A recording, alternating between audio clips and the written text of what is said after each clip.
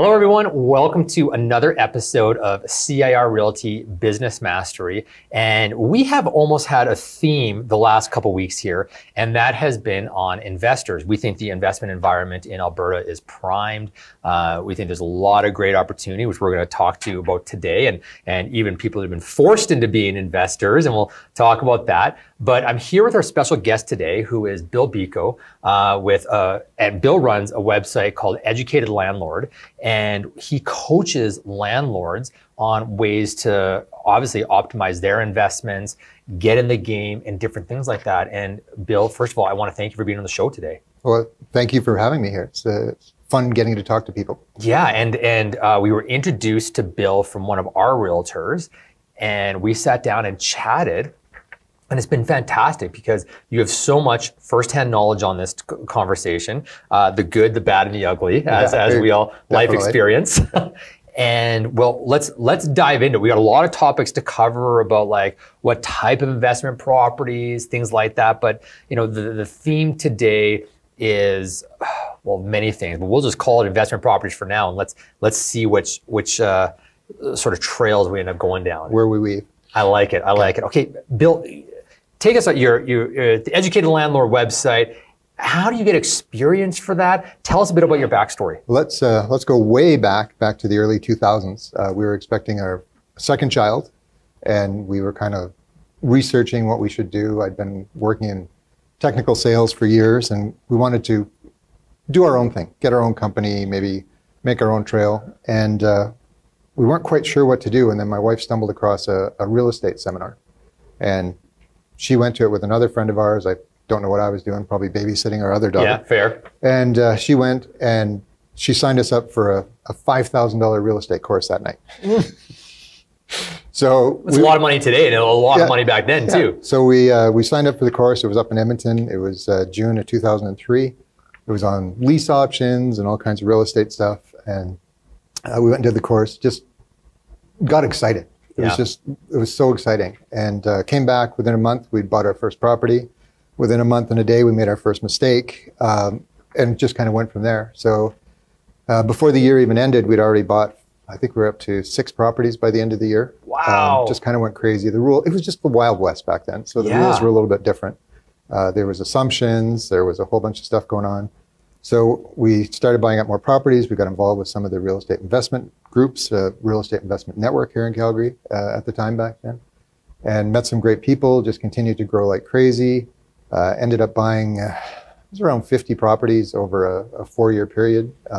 We kept some, we flipped some, we renovated some, and really got into the long-term hold with the properties. And as we went along, we got to that 2007, 2008 mark where everything kind of went down. So we just kind of battened down the hatches, and more landlords were coming to me because of my experience with all these properties. And I guess I have to step back a little bit. Some of these properties were actually rooming houses. We got involved in the rooming house market. Okay, yep. So in my peak, we had 52 rooms that we were running on a weekly basis, along with another 26 doors on top of that. So it was a huge educational experience. And again, back to the good and the bad. Yes. So I learned how to deal with problem tenants. Yeah. And which is rooming houses. That's a relation. People are your biggest asset and liability. Exactly. So as I learned how to deal with the problems, more and more other landlords who knew what I was doing and knew I was experienced with all the evictions and dealing with problems were starting to come with me. And how do I do this? What do I do this? So I put together a guide and a website, albertaeviction.com.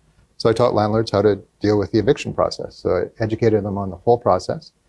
And the more people I showed this and the more scripts and information I had up there, the more I found out there were so many landlords that were just in over their heads. Yeah. Completely over their heads. They were letting tenants in because they seemed like nice people. They were just breaking all the rules. So that led me to the Educated Landlord, which was approximately 2011, and started building that out. And instead of focusing on Alberta, Educated Landlord actually helps landlords around the planet. So I've got landlords from South Africa, New Zealand, Australia, Great Britain, all across North America I've got courses on there and just general knowledge that, it's not rule specific, but it's knowledge that walks them through. You have somebody who is interested in doing I'm gonna say temporary living arrangement with somebody else, and they have personalities, they have jobs, you want to be certain that your house is taken care of. Like, it would be apply across all markets. Yeah, so like it's a lot of the stuff with landlording is so generic, it works everywhere. And a lot of it is so specific, it only works in some areas. Yeah. So I try to promote the information that works everywhere. One of the simple tips that I tell a lot of landlords is, if you have multiple properties, paint them all the same color with white trim. You know, that way, if you need to send a handyman, it's, in my case, it was 8672W. that was the code for the paint. So I never had to worry about it. It's like I had my 5-gallon bucket of paint, and it's like my painter would just go get more or take my bucket, and it's just, it matched. It just worked. Yes. You know, sometimes it didn't match, and it was maybe a tint off, but it didn't involve multiple coats of repainting. It was just one coat of paint, and it was so close, it just made life simple. And that's a lot of the things with landlords. If you can make their life simpler, they just get happier, because it does get confusing with 70+ doors. Wow. So let's actually talk to you. I had some personal experiences. I've only probably bought about 5 investment properties in my day. And my first one was 2004. And this was the tail end of what we sort of the Wild West as things go in. But I had put down, I threw my real estate commissions in at the time. And so $4,000 cash to mortgage, assumed it, no questions asked by the bank. And that was it. So $4,000 down, and I had this house in Charleswood, $255,000. I think I paid for it. Wow. Which is, did I still own it today? No, but I sold it at a good time. Actually rented out my rooms to university tenants, and lived in the basement, which was unfinished. But tell us a bit about that Wild West environment. So you're talking about pricing, assumptions. Well, there was so many wonderful things back then. The prices were so low. You know, we were buying condos for $70,000. We were buying, bungalows in various areas for $120,000, $130,000. Yeah. I still have a property over in Forest Lawn that we bought for $113,000 back in 2005. We had the assumptions going on, which were just incredible as far as the investors go. Yeah. There was a lot of creativity we were doing. One of the things we would do is we would help people who were going into foreclosure. They were having challenges making payments, and we would go in and we would buy the property on a contract, but it would be a 6-month contract where we get to take over. So they would move out right away. We'd give them upfront money so they could go find a new place, move on. We'd go in, we'd do renovations for a couple months, and then we'd spend 2 or 3 months selling it. Yes. And then do a simultaneous close on the end. Yes. And it was a beautiful process. That was some of the Wild West back then. Yes. But now the banks want the titles to be seasoned, so you can't do some of those things. Yeah, the skip transfers and things like that. People who were abusing the system were taking advantage of it and kind of wrecked it for those that used the system in a better way. And we would do that, and we'd be able to be in and out with just renovation money instead of having to get all new financing, having to make all these payments. We'd cover all the payments for the homeowner while they're there. We'd catch up the mortgage depending on the situation to get them caught up. So it saved the homeowner from going into foreclosure. It put a brand new shiny home back on the market, and it typically sold it. And we just sit in the middle and make a little bit of money on the renovation and the whole process. And it saved people, it helped us, and it allowed us to have more money so we could go buy a rental property with the money we made. So. Yeah, you know what I love, and I like where, and realtors are like, well, yeah, but we can't do any of that today. It's like, well, no, there's some changes now, but I'll tell you, it's nice to know what the history was, because if you're dealing with some investors who might be educated, and so some courses, they may read an old book. I mean, like even, is it Robert Allen's like Zero Down? Yeah. Some of the classic sort of Bibles of this, that people will come into you, oh, I want to do a skip transfer, I want to do this, I want to do that. And you can at least understand what it was like back then and know where they're coming from and be able to educate them. Yeah, exactly. So now we've got agreements for sale that do a similar thing. And if we go back to that original course that we took, that $5,000 course, it was actually a US instructor. So that very first property that we bought, we followed the US rules, and we went to a great real estate lawyer here in Calgary. Yeah. And he saw what we were doing. He said, you can't do that. It's like, what do you mean? Well, that's a US thing. This is how you do it here. Yes. It's like, perfect. So it's really important to surround yourself with the people that know how things work. Absolutely. And it's lessons. Well, and so let's talk about, because for a while here, the market has gone a bit cold. I mean, Calgary's been on this roller coaster with the economy and things like that, but we are seeing the investment market heating up again, even in the last, I would say even 6 months, or there's some changes here. So, and some of it Some of it's forced, some of it's, deliberate opportunity things. But tell me why people are turning to investment properties again. What's happening? There's many different factors right now. So a lot of people are concerned with their investments in general. Yes. So they see real estate as a possible option. Real estate seems to always retain its value for the most part. Totally. There's a lot of opportunity in places like Alberta right now. We've got people who can pick up a property and rent it out for 20, 25 years, and they've got steady cash flow, they've got their mortgage getting paid down, and it's really a good time at the moment. The market's kind of down, the homeowners are kind of concerned about buying another property. Should we move? Should we stay? Am I going to have a job in 6 months? Am I going to have a job in a year? Yes. So that rental market is getting stronger and stronger as more people are just kind of waiting out the cushion. It's true. And then the final thing is just affordability. In our mindset, I go back to these $130,000, $150,000 homes we were buying, 15 years ago. Well, they're $350,000, $400,000, $450,000, but the wages are so much higher here in Calgary and Alberta. So it's still affordable. And Calgary and area is one of the most affordable areas. So granted, we have a lot of people unemployed, but the people who can buy can afford to buy. And now it's just a matter of a lot of them sitting on the edge going, should I buy? Well, and Albertans still have, I heard the stat, I don't know if it was you and I talking or somebody else, but they were saying that Albertans still have the highest income per capita in Canada. Yeah. Yet our affordability market, we're not Vancouver, we're not Toronto. This is a prime place to find affluent individuals who need a place to live still. And I guess the other thing is we don't have some of the fears that we have going on, the high pricing out in Vancouver, the high pricing out in Toronto. We also have very favorable landlord-tenant laws out here.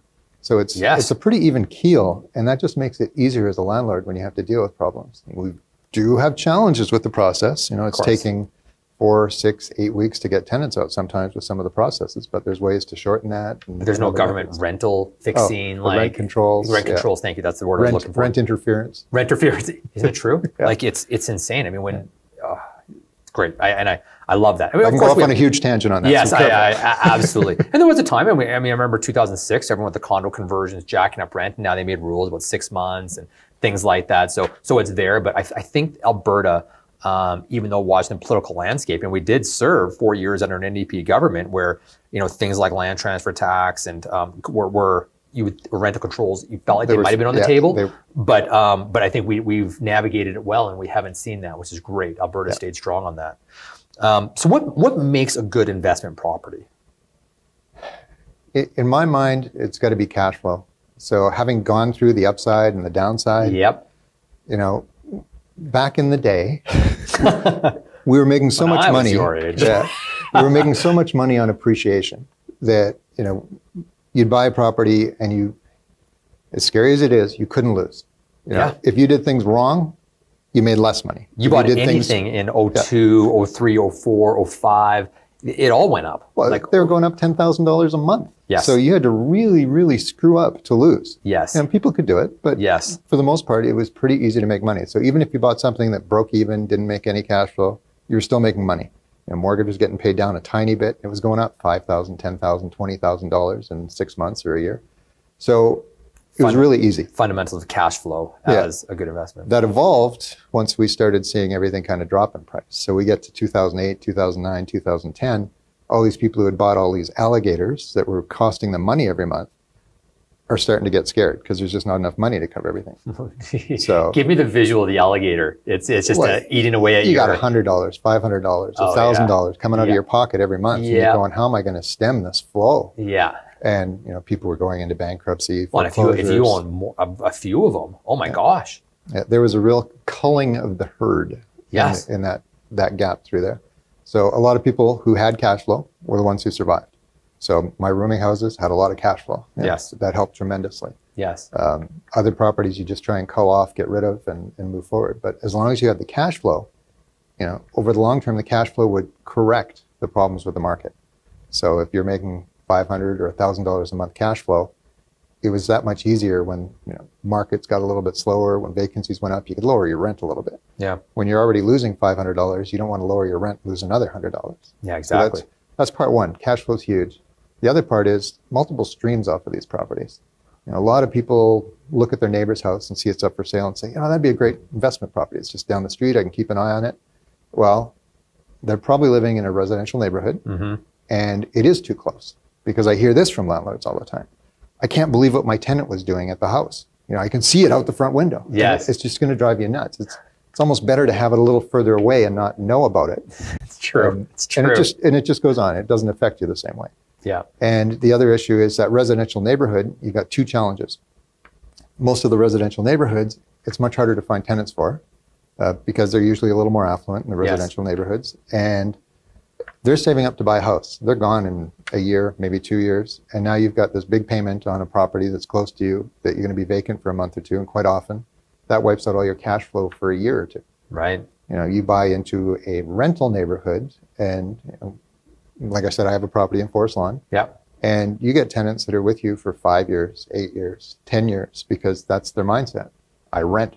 Yes. You know, they don't have a lot of aspirations to buying a home. Sometimes they do. Yeah. But you tend to get longer term tenants. And if you've got multiple streams where you've got an upper suite and a lower suite, or a lot of the properties we rented were upper, lower, and even a detached garage. We'd rent a garage for $250, $300 a month, giving us another 3,000 plus of cash flow a year. Yeah. And I mean, that makes a huge difference when you're, you know, have to maybe adjust rent down a little bit for the upper unit, or the lower unit, or the left unit, or the right unit. So if you can get multiple streams, you know, if you can get that, the lane suite where you've got the stuff on top of the garages, you've got you know, so many different viabilities opening up. The city's doing a lot of things right now where they're making the illegal suites so much easier to turn into legal suites. Totally. And you had Natasha on a few weeks ago, and she was talking about how some of the builders now are jumping on board. We saw that in a few instances where they were building legal suites, but you're getting more and more of this going on. So you've got legal units coming into play, and you're getting cash flow almost right from the beginning, which makes a huge difference. And you know, I want to ask you about condos here for a second, but even we were talking to Natasha a bit about purpose-built rentals. Like, you never saw anything about that. And one of the things I always say is when big money starts taking position, it's like, pay attention, right? It's like, you know, they're seeing a shift, they're seeing opportunity, and the investments getting made. And I always think, you know, kind of put your head up and watch what Warren Buffett's doing, and pretty soon, you know, all of a sudden he'll have a REIT that's doing like purpose-built rentals, and he's in the real estate market now, and he has brokerages and things like that. Like, it's interesting. So but tell us about condos. You've talked about single-family homes and obviously the opportunities there. Tell us about condos. Condos scare me. Yeah, appreciate that. Condos scare me a lot right now. You know, we're seeing a lot of issues up in Fort McMurray and Edmonton, where some of these places are having problems getting insurance. You know, so they're seeing insurance skyrocket 500, 700%. And that has to get paid somewhere. And it's going to go into condo fees. Yep. And what's that going to do to condo fees? You know, in some places immediately. In other places, is it going to be 6 months? Is it going to be a year? Are they going to eat up some of the reserves? We throw on top of that, you know, the extra costs on utilities. We've got carbon tax on top of tax and various things going on. So that's driving up some of the utilities. So when you're dealing with these apartment style condos, for instance, that have got a lot of this common space that they have to heat and maintain, the costs are going up for that. And then let's talk about just taxes in general. Yeah. You know, as in Calgary specifically, as the downtown core is losing revenue like crazy. Oh my gosh. The city's got to come spread out for money somewhere. And, you know, they're doing a little bit. They're already talking in excess of 7% for homes. I don't think it's going to stop. I think that's going to keep on going. Yeah. And where does that all flow back to? It's going to be in condo fees. It's going to come back on these condo owners.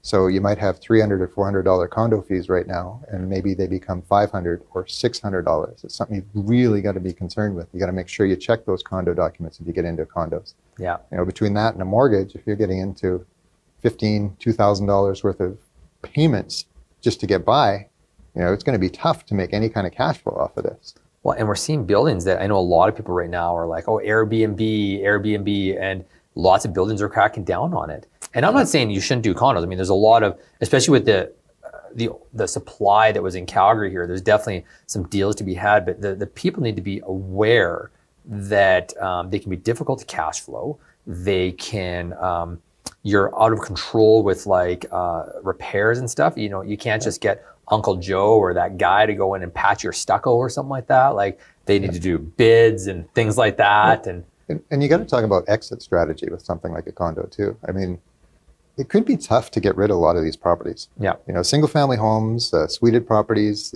you've got investors for the most part. Condos, you get into a trickier spot, especially with all the condos that are coming into the market. Yeah. You're going to see a lot more pressure on the prices being pushed down. And especially if we start seeing these condo fees go up, because people are going to have to unload. So you're going to see more on the market. You're going to see more people stuck with these units. You're going to see them renting for less. You're going to see prices go down. So condos scare me. Probably for the next 3 to 5 years, they scare me. Although here's another spin on it, because when you talk about educated landlording, one of the things that is interesting is the reason when a market slows and homes don't necessarily sell as quick, some people who have been relocated, have moved out, have to sell their condo. And this is one of the things I love, have to rent their condo. Yeah. And you know, we might have mentioned, or we might not, but there's these accidental landlords. So lots of it's like, I wasn't planning on being a landlord. I don't consider myself an investor. I just couldn't sell. So now I am a landlord. So how do you optimize your landlording game? And I love that you educate on that as well, because some people, it's like, no, you know, maybe I wouldn't have bought a condo as an investment property, period. However, or as a cash flow investment property. However, I now own one. So how do I be the best landlord I can? So I'm actually dealing with 2 landlords right now, one in Calgary and one in North Carolina. Yeah. So they've got their principal residence, which they were going to turn into rentals. And one is actually a rental right now. And I made them sit down and run the numbers. And they looked at the numbers, and it just doesn't make sense for them to keep it. Right. So even if they have to take a $15,000, $20,000, $25,000 loss, they're better off ditching that property. Right. You know, the one fellow, I think he was losing $300 a month. Right. So, you know, that adds up pretty darn quick after a couple of years. So if he takes a $20,000, $25,000 loss, just selling it now, he can still buy another investment property and get a couple of units out of it. And he'll see the swing on the cash flow anywhere from $300 to $1,000, depending on what he's looking at. Wow. And just turn the whole scenario around. Same with the fellow in North Carolina. Yeah. And he's got the personal resident that he was going to rent out. And I said, let's look at the numbers. Yeah. Run the numbers. And it's like, well, my mortgage is here and my taxes are here, so it looks like I'm just breaking even. What if you're vacant? What if you have to do any repairs? Yep. You got to factor those in. You know, 1 month of vacancy, if you've got $100 worth of cash flow, your expenses are $1,200, you've lost a year. Yep. 2 months, you've lost 2 years. Yep. So, you know, you got to take the emotions out. And it gets even worse when it's your personal residence, because you get a little too attached. And if you see, you know, the tenant putting up a picture where you used to have your kid's picture, you know, it's better off to get rid of the personal residence, just let it go, move on to the next, and do it properly. So. I like it. I like it. All right, let's get some nitty gritty here now. Talk about some mistakes that you see investors or new landlords make. Well, the biggest one is buying the wrong property. Fair. So as we talked about earlier, they see the neighbor's house down the street. Yeah. And they buy that property because they think, well, I live here. It's got to be a great neighborhood. We're going to get great tenants. And, you know, they didn't do the math. So they are making even, you know, break even, maybe $100 a month.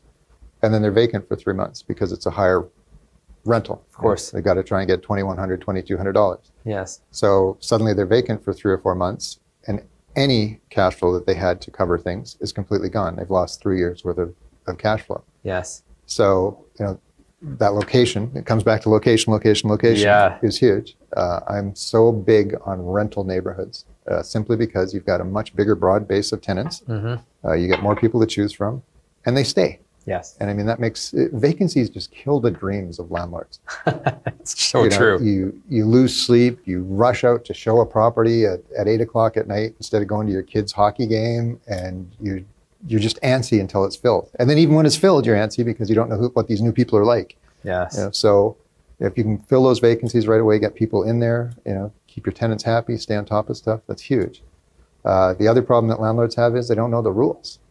You know, they will go to Staples and get a generic lease off of there. That's the same lease that they use in Saskatchewan or somewhere else that doesn't cover the specific rules you've got in Alberta. You know, they don't look at the details of, be it non-smoking or some of the rules and issues we're running into with marijuana use in properties and growing. You know, you've got to cover off on these things. You've got to have all the little particulars in there that suit your property to make sure you're doing everything right. And I've seen, and we've seen so many leases, especially with the starting up our property management division, and I love it. I always say lawyers are a little bit just like they're just plagiarizers, I feel like, because they see an agreement and they're like, oh, I really like that clause. And mine. it's almost paint by number. Like I've seen some of these business deals, real estate contracts, anything like that. And they copy paste that, copy paste that, and copy paste Change that. a couple words. That's right. Yeah. That's right. And somebody in Alberta, had some issue. I would say these contracts are built off of precedence. So there's some issue that happens. Someone screwed up, made a mistake, got sued, had an issue, or realized there's a hole, and then they patched it. And it's like, if you don't take note of those patches, and these generic kits don't have the specific patches in there that do things like cannabis, or specifically for suited properties, or specifically for this, it's, various things like that. There's so many considerations. Just all over the place. Yeah. And the rules keep changing. So as a side note, it's important to be with some kind of local organization as well, just so you can talk to, or even other landlords, if you can associate with other landlords and just get an idea of what's going on. Yeah. Because the rules change, somebody gets burned on something, and suddenly this is how it works. We had that with the introduction of the RTDRS, the Residential Tenancy Dispute Resolution Service, back in 2009. Yes. It was an entirely new way to evict tenants. And I spent a lot of time there, which is where my eviction guide came from. Yes. And I would constantly run into landlords that were just, I don't get to use bamboozled very often, but they were bamboozled. They had no idea what to do. It was new. The government had all their information up on the site, and it was in typical government speak at the time. Totally. And people would try and fill out a form, and it's like, I don't even understand what they want here. It's gotten way better. The information up on their site is tremendously better, but there's still a lot of confusion, and people are still doing it wrong. And, absolutely. One little mistake suddenly lets a tenant stay for another month, or 2 months, or 3 months, and it can be challenging. You're also a proponent of having a plan as an investor. Exactly. What would be included in a plan? What kind of things would you think about? How old are you? Yeah, no, that's key. I mean, good. If you're 25, 30 years old, you've got a lot of time. A 25-year mortgage, you think about it, if you buy a property every couple of years for 5 or 10 years, you might have, 10 properties by the time you're 35. Yeah. And then those are all going to be paid off by the time 25 years mortgage. Yeah. Those are all going to be paid off by the time you're in your 50s and 60s. And suddenly you've got $2,000, $3,000, $5,000, $10,000 worth of cash flow coming in every month. It really sets you up for a great retirement. The other end of the schedule, you're 55 and you start buying a property. Well, maybe instead of taking that cash flow out, you're pounding that down on the mortgage and getting that mortgage paid off in 10 or 15 years. So you're still hitting that 55 to 65 to 70 mark where it's all paid off. And now you've got the cash flow coming in. So you got to plan ahead like that. You got to look and see, what are you comfortable with? Do you want to manage these properties yourself? Do you take over these properties and suddenly you've got 3 or 5 properties, you've got your full-time job? Maybe your plan is that you're just going to make all this money on the side, you're going to have property managers in place and get it all done with. What's going to work for you to get you where you need to be at the end? Right. Do you need that retirement income at the end? Do you need the cash flow right now so you can get out of your job? That's where rooming houses were fantastic for me. I was $1,500 a month cash flow off of a single property. Yeah. It quickly helped replace a day job. So it made that transition easier. Do you need the day job to get the mortgages? That was one of my challenges before. I had to stay in the business getting mortgages for 3 years before I could qualify on my own because of the rental property. Right. So it's, where do you need to be? What are the dots to get there in the middle? And just fill it in along. I love that. So talk about realtors adding investors to their client base. Why should they do it? A lot of them shy away, and that's I think that's a mistake. I think you should have the knowledge to do that, because I think you're pushing away a hefty percentage of potential market share out there. Give me your take on why realtors should engage with investors. Well, we're a real problem.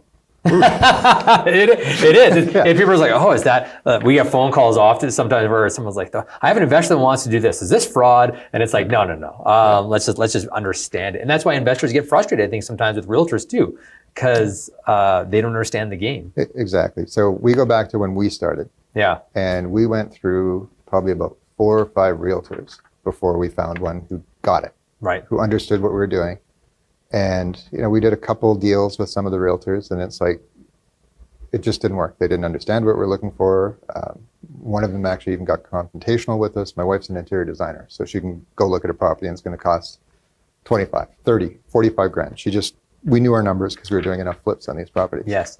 And this fellow said, well, I talked to another guy and he said, you can get it done for 5 grand. It's like, we've already done like 10 of these, you know, maybe you don't know what you're doing. Yeah. And just little stuff like that would get confrontational. And some of them had little interest in showing us. We had one younger realtor that we started to work with. And when we started out, we were getting tons of leads off of our ads and signage that we ran. And we need to get comparables. Yeah. And I think we had to do about 5 or 6 comparables. Sometimes it takes 15 or 20 before we get something that works. Yeah.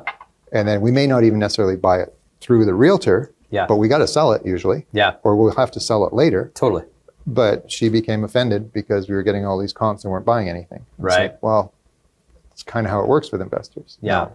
We were outliers because we were looking at anything and everything. So it was a little bit more work. But you fast forward to the previous realtor that we were dealing with, and we probably ran 25 transactions through him in 10 years. Wow. So play the long game. He got it, right? Yeah. So it made a huge difference. So when you're dealing with investors, a lot of stuff that the realtors need to be aware of is you've got to vet your clients. Because we're in a good market for investors right now, you're going to see more and more, and this happens all the time, you start seeing more and more of these seminars coming into town. Oh, yeah. So as the market heats up or a certain area becomes popular, the investors start flocking to the area. And I see it on, I'm in real estate, obviously, so Facebook ads and things like that. And some of them are amazing. I always want to speak to them. Some of them are Canadian-related content, really good, really solid fundamentals. Love Rain, heard decent things about KeySpire. I don't know KeySpire stuff in particular, but I'll tell you, there's a lot of ones that I feel like this is like the snake oil guy, like trucking in town there's doing both this sides. thing. Yeah. We were REIN members for 7 years, and it was tremendous. The amount of information that we gained was awesome. The people that we met, the networking was phenomenal. We're still in contact with a lot of those people. I know a lot of the people with KeySpire, and same kind of thing. Great information. They're really providing some great ideas and thoughts on how to do things and great support. Other ones that I'm not going to mention are on the other side of the spectrum, where it's like, buy in. Okay, get our $10,000 coach. Get our $50,000, get our $100,000 coach. Literally. And they may not be providing the right information. And you end up with a realtor and he's got somebody who's just come fresh off a seminar. And, we were guilty as well, back 15 odd years ago when we did that seminar. Yeah. And fortunately, our lawyer kind of pointed us in the right direction. But we didn't know exactly what we were looking for. And, if you're vetting your clients, and if you're educated about it as well as a realtor, you can kind of guide them and go, here's what I understand about the market, and here's what I'd like you to look at a little bit more. And a lot of this stuff can actually be automated from the realtor side. When the homeowner has a plan, it's like, I want a suited property in these areas. You can have those spit out every time they show up in the listing. It just automatically goes out to them. You can automate that stuff and make your life so much easier. Yeah. I was talking with a realtor a few weeks ago, and we were discussing what's one of your challenges with investors. And he said, I have a challenge when somebody says, when you see a deal, send it to me. Well, what does a deal look like to you? Yeah, exactly. Is it something that you can renovate and resell? Is it something that you want to hold on to for 5 years and make some money because it's in a great area? Is it something that you're going to hold on to for 25 years? You've got to understand what your client's looking for, where they want to be in that 10 or 15 or 25-year plan. For investment property, you need to hold on to something for usually 7 to 10 years before it starts turning. Sometimes it's 5 years, but by 7 years, you've got enough equity paid down that you've covered off a lot of your expenses. If you have to sell it again, you've got some cash flow coming in, which has made life better. But if you are doing something for 3 years, you may not make much money. Right. So, what's that long-term plan? Find that out from your client and see where you can go. The beautiful thing about getting into the investors is when it works, when you're doing their things right, that's might be one property a year versus your typical client. It's one property every 7, 10, 12 years as they move. And now suddenly they have 2 properties and they're going to have to sell those at some time. And if you're in there, you've not only got the front end, now you've got the back end. Yeah. And if you get into investors who really get it, now it's suddenly 1 or 2 or 3 properties or 5 properties a year. And what will that do to your bottom line? And again, you've still got it on the back end. And then the last fun thing about investors is we talk a lot. And it's like, oh my God, you wouldn't believe the deals Jimmy got me. Yeah. And suddenly Jimmy's got somebody else going, I hear you can do this. It's so true.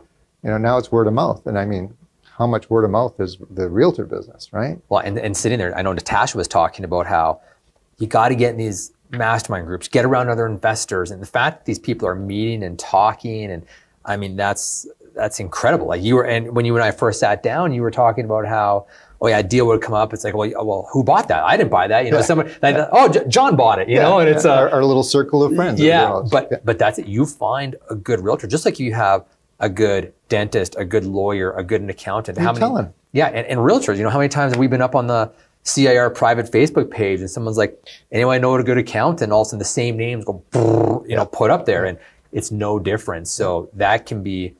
And I'll just speak to one other thing. I talk about strategic alliances and how lawyers who have access to the foreclosure business. I was talking to one gentleman who specialized in foreclosures, and I said, so how did it happen? He's like, I was just willing to do the work. And the lawyers were so pissed off at realtors because sometimes they say, every month or every couple of weeks, I need you to drive by and do another CMA for me. Well, he just hired another realtor, gave him $75. The guy drives by, does a CMA for him, but he's like, I was the only person that actually did all the work. And the lawyer was just like, finally. So they're talking to other lawyers like, oh, call so-and-so. You want all the foreclosure business? Send it to so-and-so. And it was amazing how if you're just willing to do it, you understand that, yes, there's some stuff that isn't nice about it, but that's just because you're used to, you're in your box of how this real estate transaction is supposed to go. You get the nice family that comes in, hopefully they buy the third house you showed them, and you sat down for a consultation, the way you go. Well, this is a bit different. Yeah. I think we talked about this when we first initially sat. Yeah. The Dunning-Kruger effect they talk about. And it's how when you think you know everything in your little box, you're really smart. And then when you suddenly see how big the box is, again, buying that third house you show versus going into the foreclosure business. I've walked a bunch of realtors through foreclosures. We've bought a lot of foreclosures over the ages. Yeah. And understand a lot of the process. I've gone to foreclosure court. I've listened to the process. I've watched it. I've fought against a foreclosure myself. Again, in your story, you were talking about how you assumed that mortgages renew the mortgage. Yeah. And I found out they don't either. They don't. And, we were up to 6 weeks before they said we'd renew, but they were going to renew at a much higher rate. And then they just suddenly pulled it off the table. That was summer of 2010. So now. That was mine too. Yeah. We had we might have had the same mortgage product. Could have been. We had an $80,000 gap. If we needed to get new financing, we had to put 80 grand down on this property. Mine was 60, yeah. And it just didn't make sense. So we ended up selling it or listing it. Yeah. The market was horrible that summer. Yep. And finally we got an offer. I think it was in October. I had to make 2 court appearances. I had all my documentation. Wow. I'd walk through and, fortunately the judge understood I knew what was going on. Yeah. Gave us extra time because the lawyer wanted to foreclose. And I can tell nasty foreclosure stories later as well. But, the process is kind of set up so that the lawyers get paid the further foreclosure goes through. So it's kind of messy. So you really got to know what you're doing to make these things work. I just have to clarify for the audience who might not have listened to my story, just so they're not like, what, Lindsay, you just went into foreclosure and didn't make payments? No, I made all my payments. Never missed a payment. Never missed a payment. Yeah. I qualified for a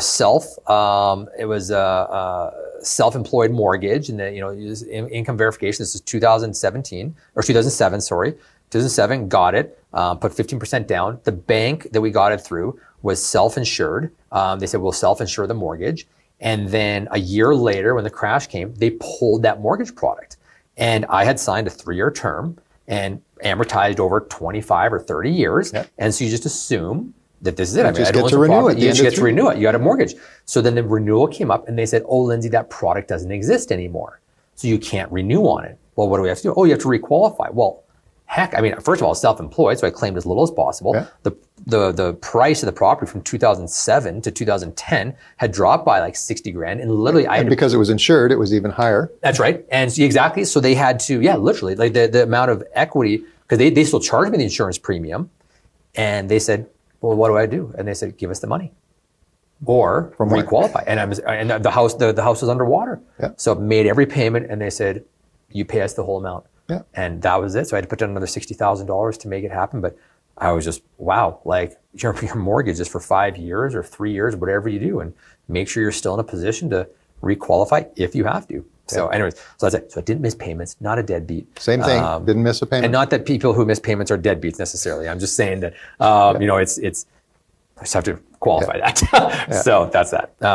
Okay, let's come to an end here. So I want to talk a little about some of, because you provide a pretty cool service to realtors, and I want to talk about that. But how can realtors turn these investor challenges into opportunities? Well, it's back to understanding more of the investor mindset, or walking them down a path to having an investor mindset. Right. You know, when we don't know what we're doing, we think we know what we're doing. And that seems to happen with a lot of these landlords. If you become more of a specialist, or, you know, let's look at a nice plan. You've been a realtor for 10, 12 years. You've got a good client base behind you.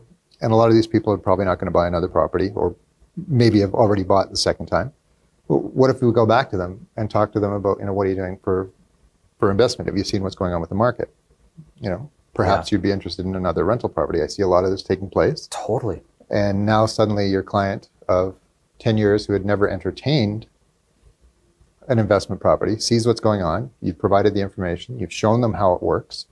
And now you've got another potential deal in your hands. And to tie it in, you make sure they've got all the information they need. You show them, you know, maybe for a single property, you show them what they need to know, how they can manage it, how it works. If this is something where they want to be more hands-off, CIR just happens to have a property management division. Beautiful. And now it's almost hands-free for this homeowner who's got their second property and now has got an investment stream. And now you're even more endeared to them because you're making them money. You got them a home. You made them happy. You got them a home. But now you're making them money. And you know, it can just kind of grow and expand from there. And, go ahead. To add to that, I mean, so there's an organization in Fort Collins, Colorado, called The Group, and they run a seminar called Ninja Selling, and it's relationship-based selling. It sounds like it's all like it'd be something that's sort of malicious or manipulative, but it's not at all. It's actually the exact opposite. This gentleman just kept on coming in, dropping off 4 transactions and leaving, and going the next day, dropping off 4 transactions. Like, what is he doing? He's like a ninja, just coming in and out. But all it was is building these incredible relationships with his clients. And one of the things they say to ask your clients is, are you interested in wake-up money? And wake-up money is that passive income where you wake up the next day and it's like, oh my gosh, how much money did you make overnight? Well, I have people paying down my mortgage and potentially cash flow and things like that. So I have this wake-up money. And it's amazing how you just ask the client, just ask your clients. And if everyone knows 100 to 150 people, just ask them, would you, have you guys thought about this? Like, the environment is there. And if you have a bit of a package and you can put together a bit of a plan, this is very doable, either as hands-on or hands-off as you potentially want it to be. And when we talk about, I mean, we're at a point where we're recording this and it's, the markets are just going crazy from, I've said this word so many times today in our previous meetings, but the coronavirus and things like that. And people fear-driven. It's all fear-driven. It's all fear-driven. And it's like, now's the time to get in. The classic Warren Buffett quote, when, people get fearful, get greedy, right? Yeah. Like it's true. Right. So anyway, but talking to your clients about, and simply planting the seed and asking the question, we just had a baby. And one of the things that we're doing is we are going to contribute to RESPs, but we're also very likely going to buy a property so that when this kid is 18 years old, they will get their university paid for at any university of their choice and anywhere in the world. And mom and dad will be able to reap the returns of the rest of it. Yeah, so exactly. It's like, he's not going to be in his trust fund. I mean, he's got to earn his way in the world. Yeah. But you'll give him that kick forward. That's right. Absolutely. And maybe they want to live in it later. Like, I mean, there's 100 opportunities here. So just talking to your clients about that is huge. So I love that. Sorry, I interrupted. So talk about opportunities. And you say about automating the process. Is that with reference to the property management side and things like that? That's where you have the property managers in place. That's where you're basically managing the managers. Amazing. So where's my reports and how's everything working? And instead of being all hands-on, where you're, again, floating back to when we started, we did everything. Yeah. So I was not necessarily the best handyman back in the day, but I can paint a house faster than most painters. Yes. But I've done everything from sinks and plumbing to electrical to breakers to panels to all kinds of stuff. So I know how it's done, and I know how much faster a professional can do it. Yeah. So if it's an emergency, something's going to be done, I can go in, I can change a light, change a lamp, change plugs. But I have to do the math. And if somebody's working full time and they're an engineer downtown making $200 an hour, why aren't you paying a plumber $75 to do the work when you can go make your engineering money? So automate a lot of the process, hand it off to somebody else, and get your systems in place so it's easy to deal and easy to manage with. And it even comes down to buying. It's like, I only buy suited properties in this district. Send me everything that comes in. You know, one of my favorite areas in Calgary has been Ogden. You know, Ogden's been a phenomenal area for me. That's where I had a bunch of my rooming houses. We had 5 in the area at one point, and I had awesome transportation into downtown, into the industrial areas. It was close to the industrial areas. We had 2 major roads going by. We had Glenmore, we had Deerfoot, so it was easy to get everywhere. So it was incredibly easy to find tenants and find people that wanted to live in that area. You know, so you target these areas, you automate your system, so I just get everything that shows up in Ogden, and your life gets easier. So I love it. Bill, you've provided so much great information, and there's a lot of realtors who are interested in not in dipping their toes, but getting involved in this. And one of the things I love is you've also put together, you've coached landlords, you've coached investors going through this process, and you've developed a bit of a coaching program for realtors to help them. Early stages. But I want to point people to more resources, because I think that anybody that wants to explore this further should. And so you have a website, educatedlandlord.com, and you're going to set up a link.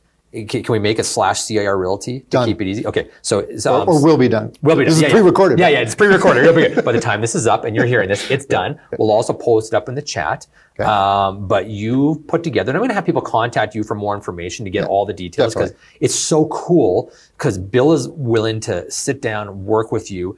Work with your first couple of investor clients all the way through to your first couple clients, and the investment is so reasonable, and then you have it where you're going to get the transactions out of it, and then you have a lifelong to reap the benefits forever in your career.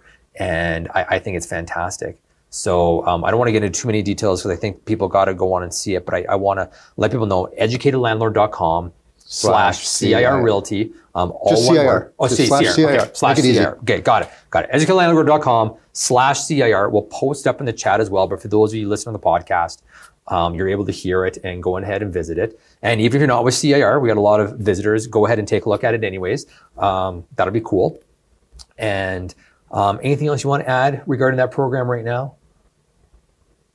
I should have something to add, but I don't. Okay, good. You know what? That's okay. We've covered a lot of stuff here, so it's a lot to digest. So. Yeah, and we'll be hearing more from Bill as the coming months go on, and I can see you being a great resource to the brokerage to have come in and chat and work with our realtors to help them get there. And lots of times you just need a helping hand with clients, and I'll tell you, you can partner up with someone and give away 50% of what you're doing to learn how to work with an investor, or you can also it's the knowledge. Get a coach and do it right the first time, and then have that lifelong of knowledge to help benefit from. Once you've got that knowledge, it just helps you move forward, and you've got to fill those gaps. Teach a person to fish. There you go. I like it. Bill, thank you so much for taking the time to come on. And I suggest going to even educatedlandlord.com. He's got some resources right away. So Bill Biko, Educated Landlord, and again, thank you for your time and providing great information. Just to clarify, the Educated Landlord. The Educated Landlord. Yeah. theeducatedlandlord.com/CIR. Yeah, there we go. So I was too slow. Somebody took Educated Landlord before I got it. Okay. theeducatedlandlord.com/CIR. There we go. Perfect. Awesome. We'll get that correct. Thanks, Bill. All right. Awesome. Thank you, everyone, for joining us this week. If you are looking for the rest of our CIR Realty Business Mastery podcast, you can certainly like us on Facebook, follow us on Instagram, or download us and listen to our podcast on the go anywhere you get your podcast.